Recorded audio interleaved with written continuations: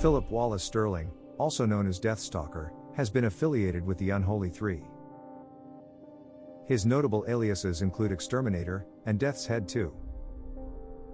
His abilities include interdimensional travel and Death Grip gloves, which grant the ability to kill a person upon contact.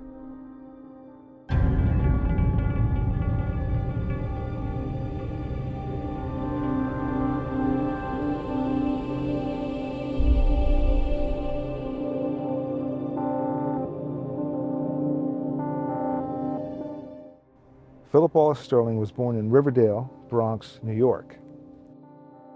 He was a wealthy man prior to embarking on a career as a professional criminal.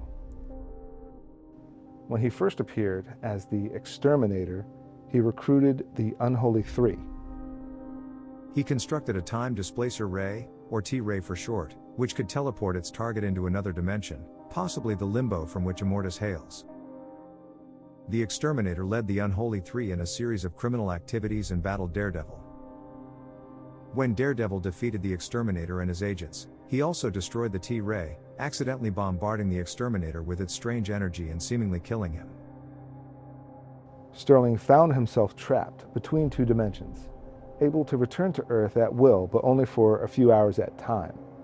Furthermore, the mutation caused his skin to become chalk white. He stole a pair of gloves from AIM that gave him a death grip, and began calling himself Death-Stalker. He tried several times to kill Daredevil, and build a new T-ray machine, and most of his battles with Daredevil ended in a draw. He later allied with Gladiator against Daredevil.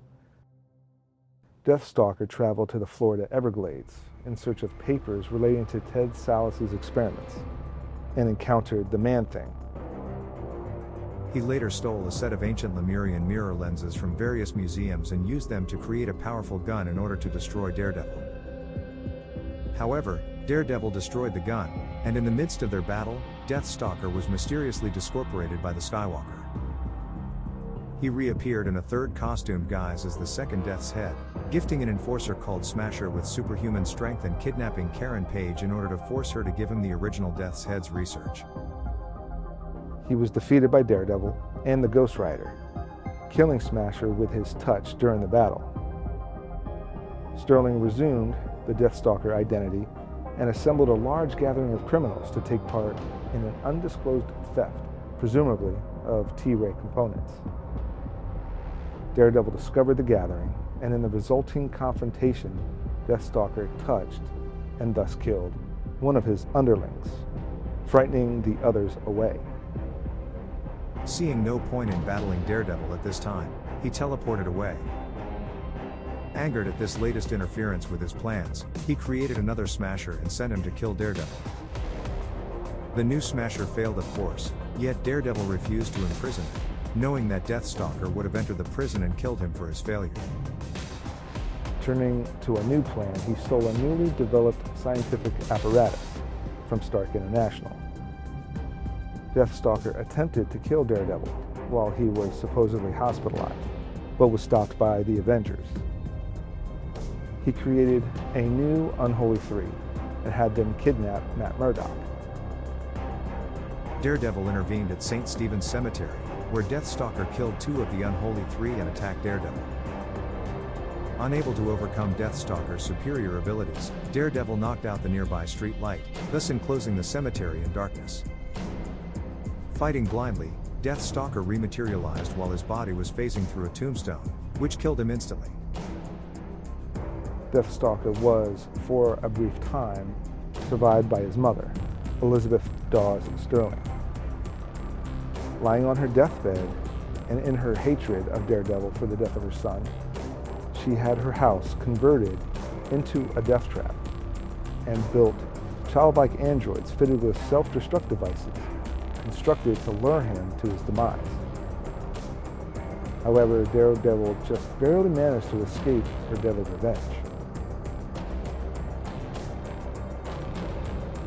Accidental exposure to an overdose of T radiation altered Sterling's physiology, making it so that he normally existed in a dimension congruent to Earth.